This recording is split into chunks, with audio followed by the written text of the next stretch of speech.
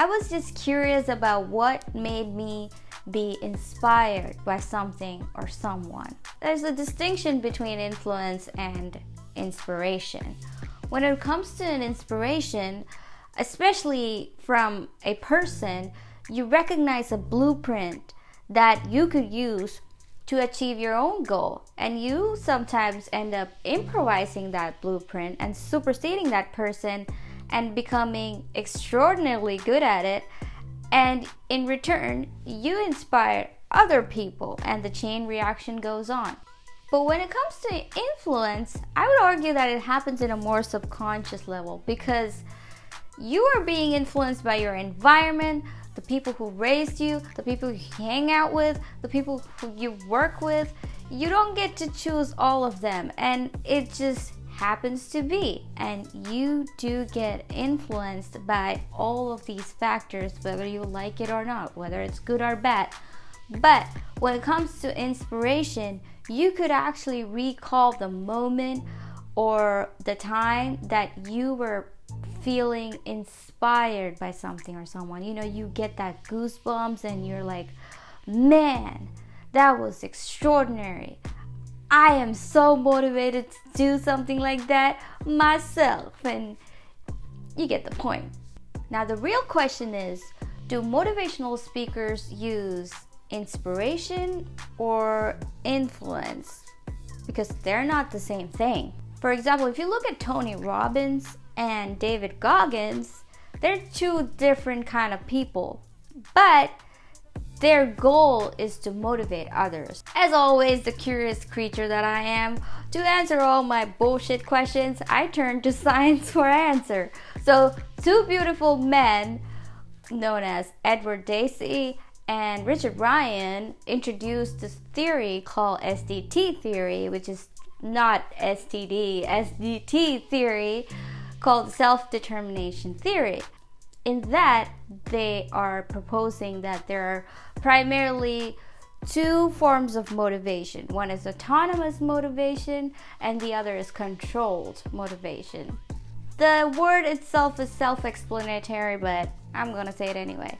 So the autonomous motivation is more about you doing things because you enjoy doing it and you're not expecting any sort of recognition, reward, or even money.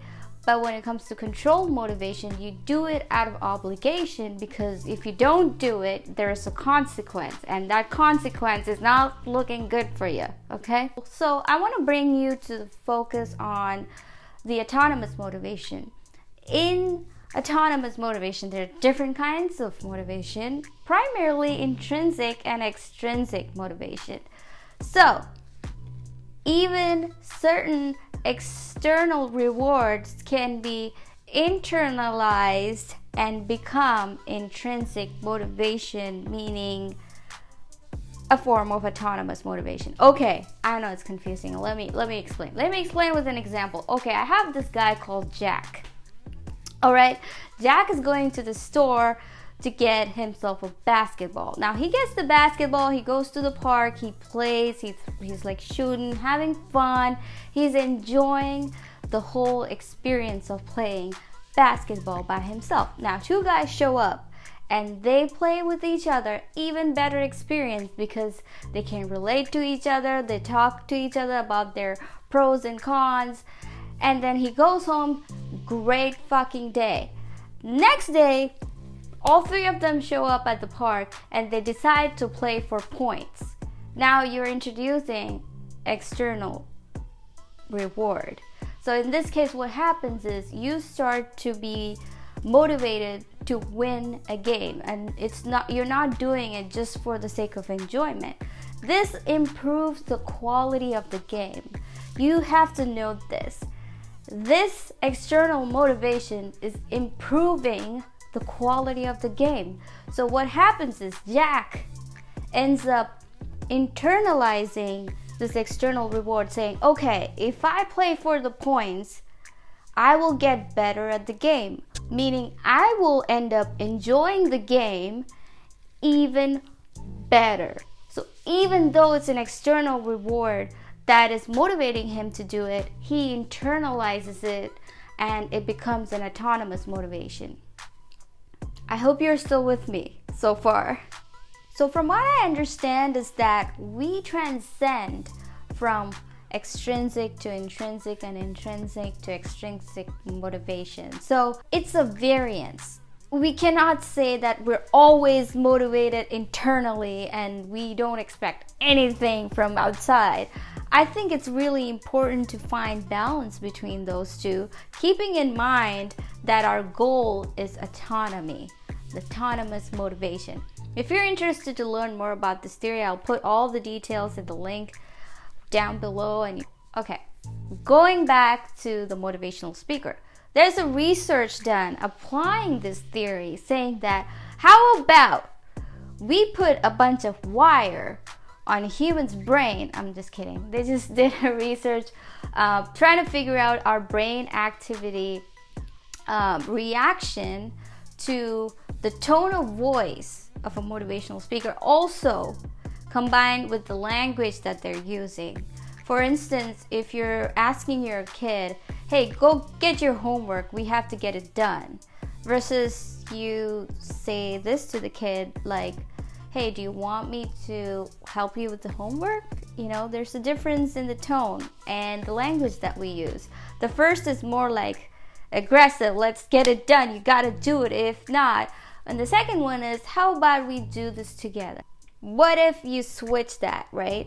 You use this language, but you use a different tone. Let's say, hey, how about I help you with the homework? You know, so they tried different combination and they saw how our brain reacts, which is so cool to see that our brain always alerts itself when it's listening to a tone of voice that is implying controlled motivation, meaning, you know, like a Navy SEAL person talking to you, which is like, I would say someone like Jocko Willink talking to you. So our brain automatically goes to an alert mode. And then the way it retains the message that follows that depends. Because from what I understand from the paper, because again, I'm just a normal person, I could be wrong, is that your brain will retain the message only if it's in a more autonomous way of saying things, you know, in a more nicer way of saying things and scaring someone with a consequence, because that is not going to instigate autonomous motivation. That's going to instigate your control motivation, which we don't want, because that is not going to give you the efficiency that you're looking for.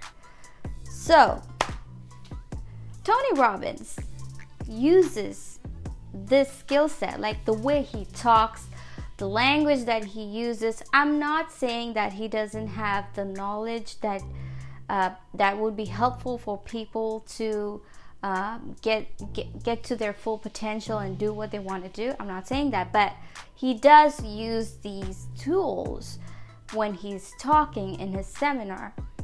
It is scientifically proven that this will help people to retain the message that someone is trying to say with the tone of voice, the language that they use, and the message that is relatable.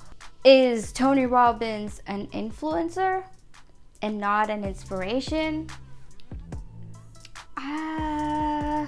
Well, he has also achieved a lot of things, you know. I feel like when I see Tony Robbins, I see him more as a influencer, because he actually gets people to interact in the seminar. He like asks them to get up and dance and, you know, do the fire walk and things. So I see my personal opinion is I see him more as an influencer. Whereas when you see David Goggins, he is saying that he prepares himself for any sort of situation in life that can throw him to rock bottom, which is to fight the deepest fear that he has. Okay, let's get the simple example out there. You see the glass half empty or half full. And optimistically, you should see the glass being half full and be happy about it. But if you take David Goggins' approach to that example, he would argue that you need to accept the fact that the glass is half empty. Don't deny that the glass is half empty. The glass is half empty, and you need to build resilience in order to overcome such disappointment and say, you know what, it's okay if the glass is half empty. I recognize it, but what I also recognize is that the glass is half full, and I'm gonna make use of that. So that kind of approach requires a lot of habitual inner conversations that you need to have with yourself, and also the language that you use to yourself. Now, furthermore, in the theory, it suggests that we have 3 psychological needs, right? We need competence, relatedness, and autonomy. Now, competence is just like, you know how a dog is looking for something to chew on? It needs to get that energy out. Similarly, humans are wired to solve problems.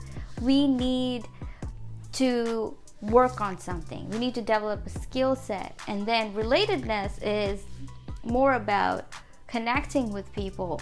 And this, I feel like, has a lot more in relation with social rewards, even though it's not mentioned in the theory. I've talked about social rewards in my in some video that I made about healthy cloud chasing mindset. And then autonomy is nothing but you enjoying the activity in itself is a reward. So you need these 3 things in order to fulfill your psychological needs. So next time when you're trying to do something just for fun, like baking or painting or just, whatever that makes you happy, now you know why. You're trying to fulfill your competence, your relatedness, and your autonomy. Now you can think about any motivational speakers, not just Robbins and Goggins. You can think about any motivational speaker. They all talk about competence and autonomy.